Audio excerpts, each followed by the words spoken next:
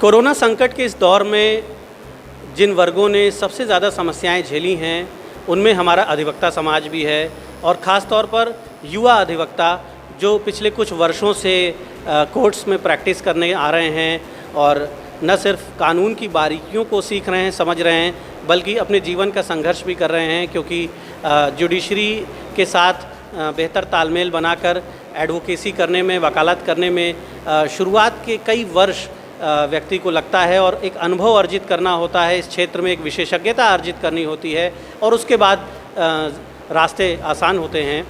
और हम इस समय बाराबंकी डिस्ट्रिक्ट कोर्ट में मौजूद हैं और राजधानी लखनऊ का नज़दीकी जनपद है बाराबंकी, और हम बात कर रहे हैं। हमारे साथ कई अधिवक्ता मौजूद हैं, बार के अध्यक्ष महोदय मौजूद हैं, जगत बहादुर सिंह साहब मौजूद हैं और महामंत्री नरेंद्र वर्मा जी मौजूद हैं, बार के और पदाधिकारीगण, वरिष्ठ अधिवक्तागण मौजूद हैं, युवा अधिवक्ता हिसाल बारी किदवई साहब मौजूद हैं, अमित सिंह जी मौजूद हैं और कुछ वरिष्ठ साथी यहाँ पर मौजूद हैं।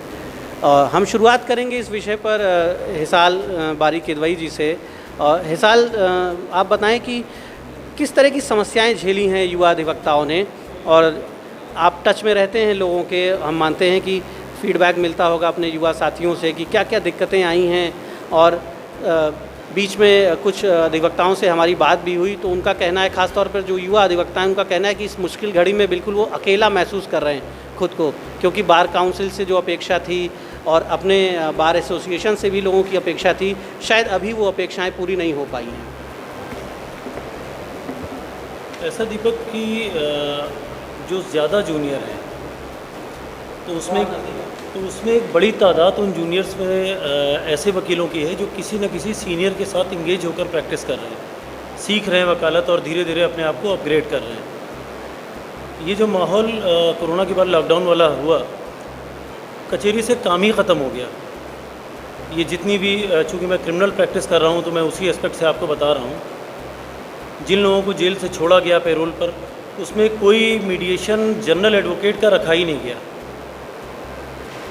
उसके अलावा जो लोग उस फॉर्मेट में नहीं आ रहे थे जिनके केस, उनके लिए ऑनरेबल कोर्ट की अप्रोच में कोई फ़र्क नहीं आया कि उनकी जुडिशियल अप्रोच में कोई लीनियंसी आई होती, प्रैक्टिकली उसमें कुछ उन्होंने इजी गोइंग किया होता, वो नॉर्मली वैसे ही उनकी तारीखें लगती थी वैसे ही, और सिर्फ अर्जेंट वर्क हो रहा है। आज की तारीख में भी ट्रायल बहुत ही नाम का, तो आप ये मानिए ऑन एन एवरेज एक 60% काम तो कचहरी का वैसे ही नहीं हो रहा है। तो वो जूनियर एडवोकेट जिस सीनियर के यहाँ था, जब उस सीनियर के पास ही काम ख़त्म हो गया, तो वो किस तरह से आपको नॉलेज के पॉइंट ऑफ व्यू से अपडेट करेगा, किस तरह से मॉनेटरी सेटिस्फेक्शन आपको होगा। सबसे ख़राब स्थिति तो उन वकीलों की है, नौजवानों की, जो इंटीरियर से आ रहे हैं, रूरल एरियाज से आ रहे हैं। हालात ये है कि अगर मैं गलत नहीं हूँ तो तिहाई में संख्या कुछ ऐसे वकीलों की है जो एट द टाइम कचहरी आना छोड़ चुके हैं टेम्परेरली, और अगर ये सिचुएशन ज़रा सी प्रोलॉन्ग और हो जाती है तो मुझे लगता है कि एक बड़ी तादाद वकालत के पेशे को गुड बाय कह देगी। तो तस्वीर जो है वो काफ़ी दुखद है। स्थिति ये है कि बहुत से अधिवक्ता साथी, जो युवा साथी हैं, जो ग्रामीण क्षेत्रों से आते हैं, किराया भाड़ा खर्च करके आते हैं या अपनी गाड़ियों में पेट्रोल डला के आते हैं, उनके लिए मिनिमम एक्सपेंसेस जो हैं वो मिनिमम खर्चे, न्यूनतम खर्चे निकालना भी मुश्किल हो रहा है। अमित सिंह यहाँ पर मौजूद हैं, युवा अधिवक्ता हैं। अमित जी, हम आपसे गुजारिश करेंगे कि आप भी बताएं कि ये जो समस्या है और इस समस्या को जो लोग अनुभव कर रहे हैं, क्या क्या कठिनाइयाँ झेल रहे हैं, क्या उम्मीद है अपने सीनियर्स से, बार काउंसिल से क्या उम्मीद है, बार एसोसिएशन से क्या उम्मीद है, और वो उम्मीदें पिछले कुछ महीनों में कहाँ तक पूरी हो पा रही हैं? आप उम्मीदें तो थी, लेकिन बार काउंसिल द्वारा जो हम लोगों को दिया गया उस पर इतने इंस्ट्रक्शंस लगा दिए गए हैं कि मकान हो, कार हो, घर हो, अरे वकील हैं, कुछ ना कुछ तो होगा ही, या सड़क से तो आएंगे नहीं। इतने इंस्ट्रक्शन से कुछ हमको लगता है 10% लोगों को मुश्किल से जो मिलेगा, बाकी सब वापस जाए या जो भी डिस्ट्रीब्यूट हो। भाई हर आदमी के पास मकान है। बाकी हम लोगों के जो कोरोना काल में काम तो बिल्कुल ख़त्म ही हो गया है। जब सीनियर्स के पास, जैसे साल भाई ने बताया, जब सीनियर्स के पास काम नहीं आएगा तो ना हम लोगों को सीखने को मिलेगा और ना कहीं से कोई इनकम हो रही है। तो सब लोग जनरली घर ही पे डिपेंड है। घर के स्थितियों से अगर आदमी मजबूत है तो वो आ रहा है, नहीं आ रहा है तो वही हिसाब से धीमे धीमे वो हफ्ते में 2 दिन आ रहा है, 3 दिन आ रहा है, काम होता है तब आता है, रेगुलरिटी नहीं बची। कोर्टें भी काम नहीं कर रही हैं। कोर्टें जैसे अर्जेंट वर्क है, बेल है तो सुन ली, बेल हुई, बाकी ना पुरानी फाइलें छुई जा रही हैं। तो जो थोड़ा बहुत काम है हल्का फुल्का 20-30% वो चल रहा है। वो भी जो चल रहा है, जो काम आता है वो आता है सीनियर के पास। जब सीनियर की इनकम मान लीजिए 500 रुपये थी, वो 100 रुपये हो गई है, तो जूनियर को उसमें क्या मिलना है? भाई सबकी हालत ख़राब है। कचहरी में तो पूरी जिला बार में हमको लगता है 10-20% छोड़ दीजिए तो हर अधिवक्ता जो है परेशान कहीं ना कहीं है ही है। अब अमित जी ने बताया कि जब सीनियर्स की इनकम कम हो गई है और कहीं ना कहीं सीनियर से जुड़े रहते हैं जूनियर एडवोकेट जो युवा अधिवक्ता हैं, तो सीनियर के जब आय प्रभावित हो गई है तो उनकी भी प्रभावित हो गई है और अब अपने घरेलू संसाधनों पर वो निर्भर हो रहे हैं। और महामंत्री जी से हम बात करेंगे। महामंत्री जी, क्या प्रयास कर रहे हैं आप लोग, बार की तरफ से क्या प्रयास कर रहे हैं? क्योंकि जो आपने समस्याएं सुनी, आपके जो छोटे भाई हैं, आपके अनुज हैं, आपके जूनियर्स हैं, जो उन्होंने तस्वीर बताई है वो बड़ी कष्टदायी है और कहीं ना कहीं मनोबल भी टूट रहा है लोगों का। संकट की घड़ी है, वैश्विक संकट है ये, किसी को इसके लिए जिम्मेदार नहीं ठहराया जा सकता है, लेकिन मुझे लगता है कि एक बेहतर तालमेल से कुछ रास्ते ज़रूर निकाले जा सकते हैं। देखिए, 21 मार्च से लगातार सरकार द्वारा जो लॉकडाउन घोषित किया गया, निश्चित तौर पर सब समाज के साथ साथ हमारा अधिवक्ता समाज सबसे ज़्यादा पीड़ित है। जिम्मेदारी के तौर पर हमारी कार्यकारिणी ने अध्यक्ष जी के निर्देश पर माननीय जिलाधिकारी महोदय से निवेदन किया गया कि सब अधिवक्ताओं को उनकी आर्थिक स्थिति को देखते हुए सरकार की तरफ से आर्थिक सहयोग किया जाए। सीएमओ साहब को लेटर लिखा गया, फ़ोन से कहा गया कि हमारे बारसन को सैनिटाइज़ किया जाए, कोई सुनवाई नहीं। सीडीओ से बात किया गया, ये अपने फंड से हमारे अधिवक्ताओं के लिए कुछ सहयोग कीजिए। हमने जिला पूर्त अधिकारी महोदय से भी लेटर लिखा और बाई फ़ोन भी कहा कि जिस तरह से सारी जनता को आप अनाज उपलब्ध करा रहे हैं, जो अधिवक्ता हमारे शहर में हैं, देहात से नहीं बिलोंग करते हैं, उन अधिवक्ताओं को भी एक समान रूप से उनके घरों में अनाज की सुविधा मुहैया करा जाए। लेकिन ये गूंगी बहरी सरकार और उनके जो जिम्मेदार पदाधिकारी हैं, उनके कान में जुआ तक नहीं रखा। आज तक के हमारे कोई लेटर्स पे, किसी फ़ोन पर कोई संज्ञान नहीं लिया गया। हमारे सारे जूनियर अधिवक्ता मजबूर हैं अपना जीवन यापन करने के लिए। महामंत्री जी की बात आपने सुनी और इन्होंने जो तस्वीर बताई कि काफ़ी प्रयास किया गया बार के द्वारा और प्रशासन से भी कहा गया, संबंधित विभागों से भी कहा गया, लेकिन कोई सहयोग नहीं मिला, कोई मदद नहीं मिली।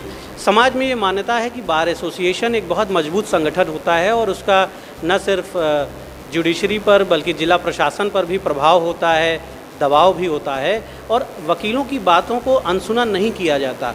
लेकिन यहाँ जो तस्वीर दिखाई पड़ रही है वो वाकई में तकलीफ़ पहुँचाने वाली तस्वीर है, क्योंकि हमारे लोकतांत्रिक ढांचे में, हमारे डेमोक्रेटिक सेटअप में अधिवक्ता बहुत महत्वपूर्ण भूमिका अदा करते हैं लोगों को न्याय दिलाने में, और इस मुश्किल घड़ी में उन्हें उनकी समस्याओं के साथ अकेला नहीं छोड़ा जा सकता। हमारे साथ यहाँ पर जिला बार के अध्यक्ष भी मौजूद हैं। अध्यक्ष महोदय, आपसे ये जानना चाहेंगे कि जैसे महामंत्री जी ने बताया कि प्रयास किए गए लेकिन प्रयास सफल नहीं हुए, आपके युवा साथियों ने एक डिमांड भी की थी कि जो आपके पास बार एसोसिएशन के जो अपने फंड्स हैं, जो वकालतनामों के ज़रिए आते हैं और दूसरे स्रोतों से आते हैं, यदि और कहीं से व्यवस्था नहीं हो पा रही है तो उन फंड्स के ज़रिए जो हमारे सबसे कमज़ोर साथी हैं, वो अधिवक्ता साथी जो अपनी जीविका नहीं चला पा रहे हैं, कम से कम उनके लिए कुछ उदारतापूर्वक किया जाए। देखिए मिश्रा जी, असल में हमारा जो वारसन है, इसका जो मैं अभी की इस बार इलेक्ट होके आया प्रेसिडेंट, तो मुझे ये बताया गया, हमारे महामंत्री जी ने बताया कि जो वारसन का जो बजट है वो माइनस है और कुछ उसमें बचा नहीं है, माइनस पे जा रहा है। तो वारसन के पास तो उस समय कोई पैसा था नहीं। असल में जब 12 और 13 में मैं प्रेसिडेंट रहा तो एक वकालतनामा के माध्यम से और उससे थोड़ा हम लोगों ने कलेक्शन का, मनी कलेक्शन का एक फार्मूला बनाया था, तो उस पर एक ट्रस्ट बन गया था। ट्रस्ट बन गया था तो ट्रस्ट में जो मेंबर्स हैं उनके राय से ही होता है, और उसमें 3 चीज़ तब रखी गई थी उस ट्रस्ट में कि ये जो पैसा है वो गंभीर बीमारी में या किसी अधिवक्ता साथी के डेथ पे या इधर फिर हो गया एक्सीडेंट पर भी उसमें कुछ सहायता दी जाती थी और कुछ था नहीं। लेकिन हमारे अधिवक्ता साथियों के मांग पर एप्लीकेशंस ली गई और उन एप्लीकेशंस को हम लोगों ने जो ट्रस्ट के पदाधिकारी से हैं उनसे बात किया गया। उन्होंने कहा कि साहब मेरे पास भेज दीजिए। वो सभी एप्लीकेशंस उनको भेज दी गई, लेकिन अभी तक उस पर कोई निर्णय नहीं हुआ है। लेकिन ये कहा जा रहा है कि साहब ये जो है हमारे उससे कवर नहीं होता है जो उसकी कंडीशंस थी। एक बात, दूसरी बात ये है कि इसमें हम लोग अब 3.5 लाख रुपए देते हैं डेथ पे, और इतना बड़ा हमारा परिवार है कि तमाम कैजुअल्टी हुआ करती हैं, एक्सीडेंट होते हैं, गंभीर बीमारी होती है। तो इसलिए अब वो ट्रस्ट के लोग विचार कर रहे हैं। इसके बाद जब ये अभी मामला पड़ा ही था, अभी ट्रस्ट के विचाराधीन है, तब तक बार काउंसिल्स उत्तर प्रदेश ने पूरे प्रदेश में, पहले तो ये हुआ कि यहाँ पर भी एक ट्रस्ट है जिसको शायद हमारे जो माननीय एडवोकेट जनरल साहब है उसके चेयरमैन हैं, और उसमें मैं सही नहीं बता सकता लेकिन शायद 200 करोड़ या इससे कुछ ज़्यादा पैसा है। तो पहले इन लोगों ने, बार काउंसिल ने अप्रोच किया कि वहाँ से कुछ हमें मिल जाए, तो उन लोगों ने रिफ्यूज़ कर दिया, साहब मेरे पास भी इसके लिए पैसा नहीं है। फिर बार काउंसिल में जो भी विचार हुआ होगा, उन्होंने हर ज़िले को पैसा आवंटित किया है। हमारी समझ से यहाँ 8,90,000 के लमसम है बाराबंकी में। अभी जैसा अमित ने बताया, ऐसे लगभग है, अमित ने बताया कि लेकिन उसकी जो गाइडलाइंस दी है बार काउंसिल ने, उसकी मोटे तौर पर गाइडलाइंस ये है कि जो इसका पात्र है उसका कोई मकान मुख्यालय पे नहीं होना चाहिए, और ये नहीं उसके नाम नहीं, किसी घर वाले के नाम भी नहीं होना चाहिए। 4 व्हीलर गाड़ी जो है नहीं होनी चाहिए, ना उसके नाम ना उसके परिवार वालों के नाम। 2 एकड़ से ज़्यादा ज़मीन नहीं होनी चाहिए, और उसको जैसे लोग पैनल लॉयर्स हैं या बैंक्स के अपना एडवाइजर्स हैं या एडीजीसीज हैं, इन लोगों को नहीं मिलना चाहिए। और इसी तरह की जो उन्होंने ये एक गाइडलाइन बनाई है, जैसा वो अमित अभी बता रहे थे, जूनियर अधिवक्ता हैं, कि उस तो बहुत कम लोगों को कवर होगा, और उसमें अभी हम लोगों ने एप्लीकेशंस के लिए फॉर्म हो गए हैं और संभवतः अगले वीक से उसको बांटा जाएगा, लोग ले जाएंगे और उसके जो कंडीशंस हैं फुलफिल करके देंगे। तो जितना अमाउंट है, जितनी एप्लीकेशंस आएंगी और वो सभी औपचारिकताएँ पूरी कर रहे होंगे, उनको बराबर पैसा डिस्ट्रीब्यूट करके सबको दिया जाएगा। तो आपने सुना अध्यक्ष जी को भी, महामंत्री जी को भी, और आपने बताया कि बार काउंसिल ने कुछ धनराशि दी है और उस धनराशि को जो भी पात्र अधिवक्तागण होंगे उनमें उसको डिस्ट्रीब्यूट कर देंगे, एक इक्वल रेशियो में उसे उस धनराशि को दे देंगे और कुछ राहत पहुंचाएंगे उससे, ये बात हुई है। ये भी सुनने में आ रहा है कि वो धनराशि जो है वो बहुत कम है और नाम मात्र, शायद बहुत ही पिटी अमाउंट है, बहुत छोटा अमाउंट है वो। तो खैर फिर भी कुछ सोचा है इस दिशा में बार काउंसिल ने। मलिक अमीनुद्दीन साहब मौजूद हैं यहाँ पर, और वो वरिष्ठ उपाध्यक्ष हैं बार एसोसिएशन के। उनसे भी हम गुजारिश करेंगे कि ये बताएं कि ये जो क्राइसिस है, बार काउंसिल क्या कर रही है, बार एसोसिएशन क्या प्रयास कर रही है, जो ट्रस्ट है आपका जिसमें एल्डर कमेटी के लोग उस ट्रस्ट का शायद संचालन करते हैं, ये जानकारी मिली है। हाई कोर्ट के पास भी एक ट्रस्ट है जहाँ पर लगभग 200 करोड़ रुपए बताया जा रहा है कि वहाँ प्रदेश स्तर पर उस ट्रस्ट में है। और बार काउंसिल ऑफ इंडिया, अध्यक्ष जी, बार काउंसिल ऑफ इंडिया जो है वो भी काफ़ी रेवेन्यू कलेक्शन कर रही है, बार के एग्ज़ाम्स कराए जा रहे हैं, उसमें भारी भरकम फ़ीस ली जा रही है जो आपके युवा अधिवक्ता हैं उनसे। मुझे लगता है अरबों का फंड उनके पास होगा। तो कहाँ पर एक गतिरोध है? अमीनुद्दीन साहब आप बताएं, कहाँ आप गतिरोध देख रहे हैं?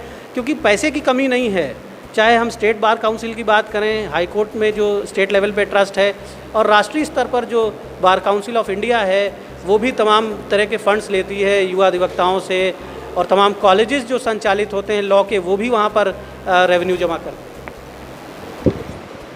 धन्यवाद। देखिए, अभी जो ये कोविड-19 का मामला चला, इस सिलसिले में जो वकीलों की सहायता के लिए ये मैटर आपने भी देखा होगा कि इलाहाबाद हाई कोर्ट से लेकर सुप्रीम कोर्ट तक ये मैटर गया, और इलाहाबाद हाई कोर्ट ने और सुप्रीम कोर्ट ने कई तरह के उसमें आर्डर्स भी पास किए। लेकिन जब ये मामला आर्डर के इम्प्लीमेंटेशन की बात आती है, तो चाहे बार काउंसिल ऑफ इंडिया हो या ये उत्तर प्रदेश बार काउंसिल हो, उन दोनों ने अपनी तरफ से कुछ न कुछ एक एक्सप्लेनेशन दे दिया कि हम किन्हीं वजूहात से कि हमारे पास पैसा नहीं, हम नहीं दे सकते हैं, इसलिए वो पैसा अभी तक नहीं मिल सका। आखिरकार अभी उत्तर प्रदेश बार काउंसिल ने जो पैसा जैसा कि हमारे माननीय अध्यक्ष जी ने बताया, जो हर ज़िले को उन्होंने दिया है, हमारे बाराबंकी ज़िले को भी उन्होंने जो पैसा दिया, तो उसमें हमारे बाराबंकी ज़िले में जो COP के जिनके पास वकीलों के पास है, सिर्फ उन्हीं को वो सहायता मिलेगी, जैसा कि bar council of Uttar Pradesh के इंस्ट्रक्शंस हैं। उसके तहत बाराबंकी ज़िले में 1900 कुछ वकील हैं जिनको सहायता ये मिल सकती है। अगर उस हिसाब से देखा जाए कि सभी को अगर सहायता मिल जाए तो करीब 618 रुपया पर हेड पड़ रहा है, और उसके लिए हर वकील को इतनी फॉर्मेलिटीज़ से गुजरना पड़ेगा। बार एसोसिएशन को उसको बांटने के लिए हम लोग तो खैर पूरी तरह से तैयार हैं, जैसे भी होगा हम लोग देने को तैयार हैं, लेकिन किसी भी वकील को 618 रुपये आज के दौर में कोई मतलब उसका नहीं है। तो उसमें यही एक रास्ता हमने भी सजेशन रखा है, हमारे और सीनियर्स ने भी सजेशन रखा है कि अगर 1900 कुछ वकील जैसे हैं COP धारक हैं, उनमें से अगर कम से कम आधे लोग जिनको वाकई में आज ऊपर वाला किसी सूरत से दाल रोटी चला रहा है, अगर वो इसको फोरगो कर दें, तो वो अमाउंट जो 618 है वो बढ़कर 1000, 1500, 2000 तक पहुंच सकता है।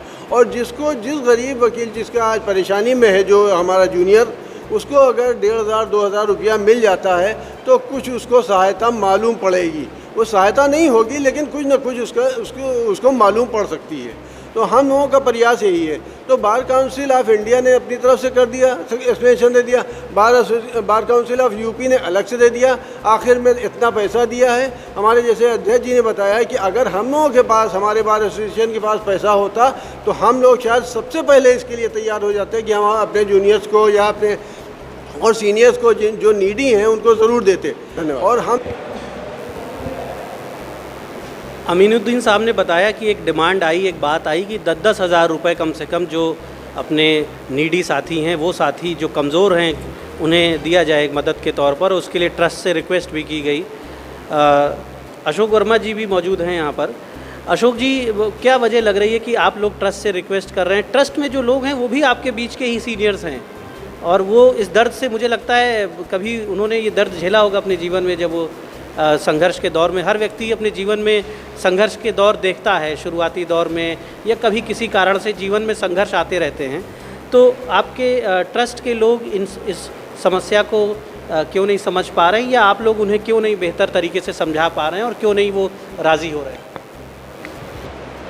जिला अधिवक्ता कल्याण निधि का जो ट्रस्ट बना हुआ है, इसके संविधान में जो है बायलाज जो बना हुआ है, इसमें केवल गंभीर बीमारी और डेथ का ही पैसा दिया जा सकता है। इस कारण जो है ट्रस्ट ने इस आवेदनों पर विचार ही नहीं किया, अभी तक पेंडिंग रखे हैं। और bar council of Uttar Pradesh की जो हमारी COP वाली सूची भेजी है, उसमें कम से कम हमारे 50 अधिवक्ता भाई हैं जो COP धारक हैं, उनका नाम भी नहीं आया है। उनके लिए हम लोगों ने सूची बनवा करके, आवेदन ले करके बार काउंसिल को भेज दिया है। हिसाल किदवई साहब कोई ख़ास बात कहना चाह रहे हैं? जी बताएं।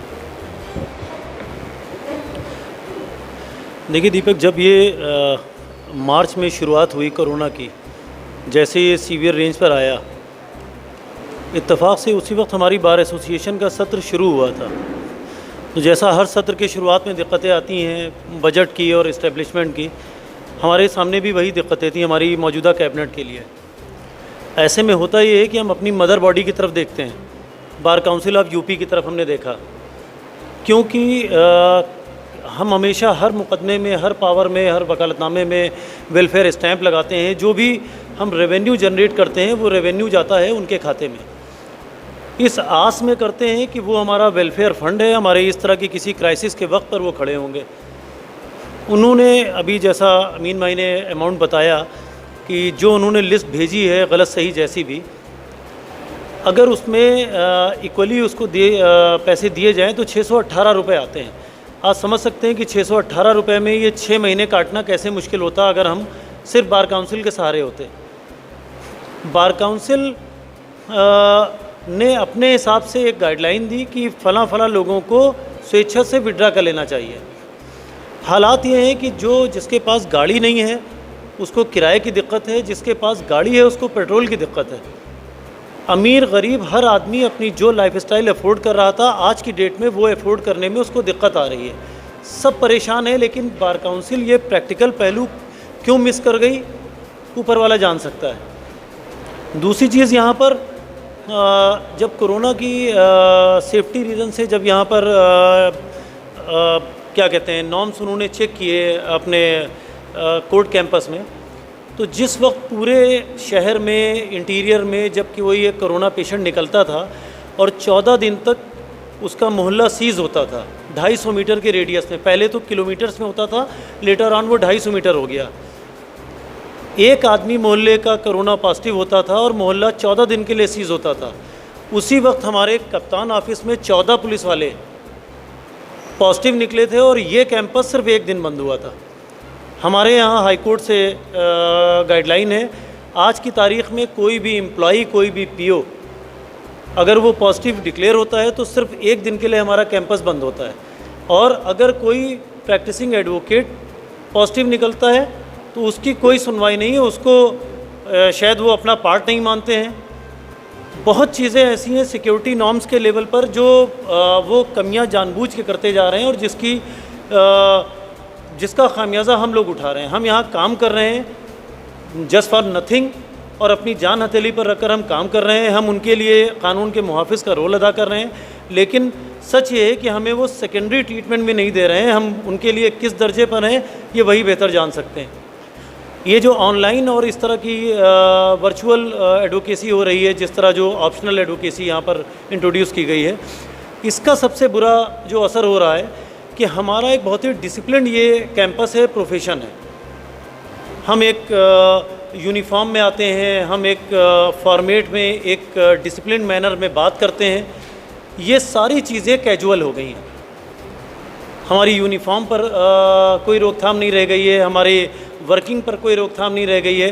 होता ये है कि पीओ अगर अपने चैम्बर में बैठे हैं, जिस वक्त ये ऑनलाइन सुनवाई हो रही होती तो वो अपने चैम्बर में अकेले बैठे होते थे और हम जहाँ सुनवाई कर रहे होते तो वो कमरा पूरा भीड़ में होता था। सिर्फ उनके कैमरे की रेंज में जहाँ हमारी चेयर होती थी उस जगह हम अकेले दिखते थे। तो ये बहुत चीज़ें ऐसी हैं कि जहाँ पर कहीं ना कहीं उन लोगों से चूक हुई। बार काउंसिल ऑफ गुजरात ने, जैसा कि अगर हम व्हाट्सएप को या इस तरह की सोशल मीडिया को जेन्युइन सोर्स माने, तो उन्होंने, अगर मुझे गलत नहीं पता है, तो 31 दिसंबर तक वकीलों को ऑप्शनल प्रोफेशन करने की परमिशन दे दी। उन्होंने एक टेम्परेरी हमें परमिट कर दिया अपनी स्टेट में। चूँकि एडवोकेट्स एक्ट कहता है कि वकालत एक ऐसी बीवी है जिसे सौतन नहीं मंजूर है। हम कोई भी दूसरा प्रॉफिटेबल बिजनेस नहीं होल्ड कर सकते।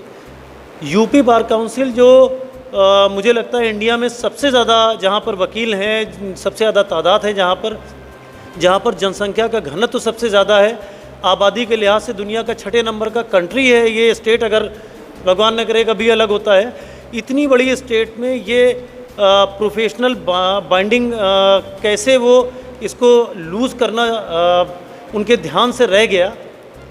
उन्होंने हमें कोई दूसरा ट्रेड करने की परमिशन क्यों नहीं दी, अभी भी इस बात पर उनका ध्यान क्यों नहीं गया सरकारों का, सरकार से हट के बार काउंसिल का। अगर सुप्रीम कोर्ट इन्हें टाइट ना करती तो मुझे लगता है ये 600 या 400 की मदद भी ये कतई ना सोचते। तो वक्त रहते अभी भी ये ध्यान करें, क्योंकि ये इकोनॉमिक रिसेशन का, ये मंदी का दौर, जैसा कि एक्सपर्ट बता रहे हैं कि अभी 6 महीने जाने वाला नहीं है। तो समय रहते इसे चेत जाएँ, वरना ये प्रोफेशन जो दूसरों को इंसाफ दिलाता है, सबसे ज़्यादा इंसाफ दिलाने वालों के साथ ही नाइंसाफ़ी करेगा।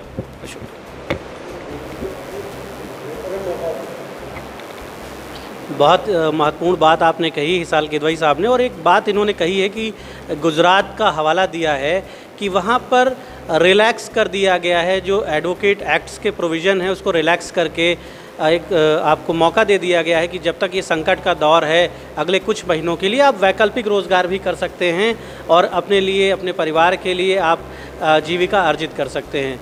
अमीनुद्दीन साहब भी कुछ कहना चाहते हैं और हम गुजारिश करेंगे कि संक्षेप में अपनी बात कहें।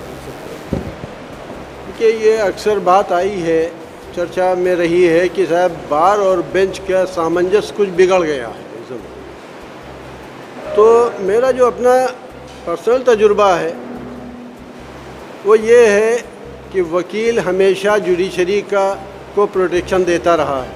कभी भी जुडिशरी के किसी ऑफिसर पर अगर कोई भी आंच आई है तो सबसे पहले अगर उसके सामने खड़ा हुआ है तो वकील खड़ा हुआ है, और ये काले कोट वाले एक ब्लैक कैट कमांडो की तरह काम कर जाते हैं। और ये सामंजस्य बिगड़ने की वजह ये आई कि जब हम लोग वकालत में आए थे तब मुझे याद है कि ये जुडिशियल ऑफिसर्स वकील के एक संरक्षक के तौर पर हुआ करते थे।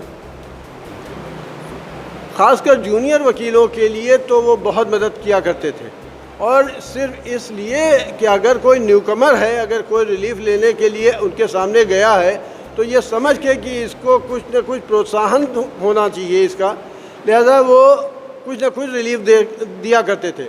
लेकिन आज के दौर में बिल्कुल ये सब ख़त्म हो गया है और किसी का कोई, चाहे जूनियर हो या सीनियर हो, उनकी तरफ से किसी भी तरह का कोई हमको सहायता नहीं मिल रही है। और उसकी वजह यह है कि हमारा जूनियर अगर है या कि कोई और जूनियर है वो अगर जाता है तो कम से कम उसका बर्डन हमारे ऊपर कम हो जाता है। दूसरी चीज़ ये है कि उसको एक आगे बढ़ने का एक हौसला बढ़ जाता है कि हमने जज साहब के सामने ये प्ली रखी और हमको ये रिलीफ मिला। लेकिन आज जब जूनियर जाता है, क्योंकि जूनियर जैसे अगर आज की तारीख में जाएगा तो या तो छोटी मोटी बेल एप्लीकेशन लेके जाएगा या सिविल में इंजंक्शन एप्लीकेशन लेकर जाएगा। अगर उसको वहाँ पर रिलीफ नहीं मिलता तो कोई ज़रूरी नहीं कि जो साल 2 साल 4 साल की प्रैक्टिस वाला जूनियर आया है वो उसको 302 के मुकदमे की फ़ाइल तो मिलना आसान नहीं है। तो उसमें उसी को रिलीफ मिलता था और वो अब जुडिशरी में बिल्कुल ख़त्म हो गया है। और उसकी वजह ये हुई है कि उसका रिज़ल्ट ये आया है कि हम लोगों का आपस में सामंजस्य ख़त्म हो रहा है, न वो हमारी तरफ तवज्जो दे पा रहे हैं, और उसके वो नेचुरल है कि हम इसीलिए हम लोग भी नहीं कर पा। तमाम वरिष्ठ अधिवक्ताओं ने और युवा साथियों ने भी अपनी बातें बताई, समस्या भी बताई और समाधान के रास्ते भी सुझाए हैं। महामंत्री जी बाराबंकी बार के कुछ कहना चाह रहे हैं। जी देखिए भाई साहब कि जिला बार संघ महामंत्री एक जिम्मेदार पोस्ट होती है। इस पोस्ट का निर्वहन करने के लिए मैंने पहले भी बताया कि सारे जो जिम्मेदार हमारे अधिकारी हैं उनको तो मैंने लेटर लिखा, रिक्वेस्ट किया। लेकिन सबसे बड़ा गिरवांश ये है कि आज हमारे ज़िले में 6 विधायक और 1 सांसद और चेयरमैन नगर पालिका, जिसमें 4 एडवोकेट्स हैं। एडवोकेट्स होने के बावजूद हमारे अधिवक्ता समाज के इस उद्योग पे कोई ध्यान नहीं दिया, जबकि उनके लिए भी मैंने डीएम एसपी और सबको लेटर लिखे, बाई फ़ोन कहा। हमारे जितने भी जनप्रतिनिधि हैं, आज 4 जनप्रतिनिधि एडवोकेट्स हैं, हमारी बार के मेंबर्स भी हैं 2-3, उनको भी हमारे इन अधिवक्ताओं की पीड़ा इस समय में समझ में नहीं आई। तो मैं तो ये समझता हूँ या तो वो अधिवक्ता पद का जो अपना लिख रहे हैं, कहीं कहीं एडवोकेट एंड सांसद, एडवोकेट एंड विधायक, वो लिखना छोड़ दे, बार काउंसिल से अपना इस्तीफा ले ले, या तो फिर लोकसभा विधानसभा से इस्तीफा दे दे। दोनों बात चलना नहीं, वरना आगे आने वाले चुनाव में हमारे अधिवक्ता समाज को भी उनके लिए कुछ सोचना पड़ेगा।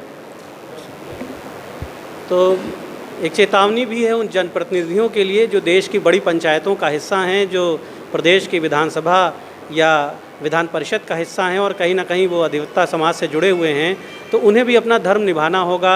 बार और बेंच के बीच बेहतर तालमेल से भी समस्या का समाधान हो सकता है। जो जुडिशियल ऑफिसर्स हैं, जो पीसीएसजे से हों या फिर एचजेएस से हों, उन्हें भी वकीलों का दर्द समझना होगा। वो भी इस परिवार का हिस्सा हैं, गार्जियन हैं अधिवक्ताओं की, और बार और बेंच का एक बेहतर तालमेल रहे, ये बात हर जगह कही जाती है। और इस संकट की घड़ी में सुप्रीम कोर्ट को, हाई कोर्ट को, साथ ही साथ bar council of Uttar Pradesh और बार काउंसिल ऑफ इंडिया को भी सोचने की ज़रूरत है। और जिस तरह से मदद करने की बात बार काउंसिल ने की है, तो ये कहा जा सकता है कि बार काउंसिल ने कुछ खुराक तो दी है अधिवक्ताओं के लिए, कुछ राहत तो दी है, खाना भरपेट तो नहीं दिया है, थोड़ा सा दिया है, लेकिन ये शर्त लगा दी है कि उसे ही मिलेगा जिसके मुंह में दांत ना हो। हम उम्मीद करते हैं कि बार काउंसिल के ज़िम्मेदार लोग, हाई कोर्ट, सुप्रीम कोर्ट में बैठे हमारे न्यायाधीशगण इस समस्या की ओर ज़रूर ध्यान देंगे और अधिवक्ता समाज जो कि एक बड़ी संख्या है पूरे देश में, अगर आप देखें तो अधिवक्ताओं से जुड़े हुए लाखों परिवार हैं, तो अधिवक्ता अगर दुखी रहेगा तो वो सारे लाखों परिवार दुखी रहेंगे। ऐसे में अधिवक्ताओं की समस्याओं पर गंभीरता बरतने की ज़रूरत है। बार एसोसिएशन को भी ज़रूरत है कि अपनी तरह से प्रयास करें और अपने जुडिशरी से बेहतर तालमेल बनाने का प्रयास करें, अपनी जायज़ बातें मनवाने का प्रयास करें, जिससे राहत मिल सके, समस्या दूर हो सके। धन्यवाद। अगर आप यह वीडियो फेसबुक पर देख रहे हैं तो हमें लाइक और फॉलो करें। अगर यूट्यूब पर देख रहे हैं तो सब्सक्राइब करें और बेल आइकन प्रेस करें।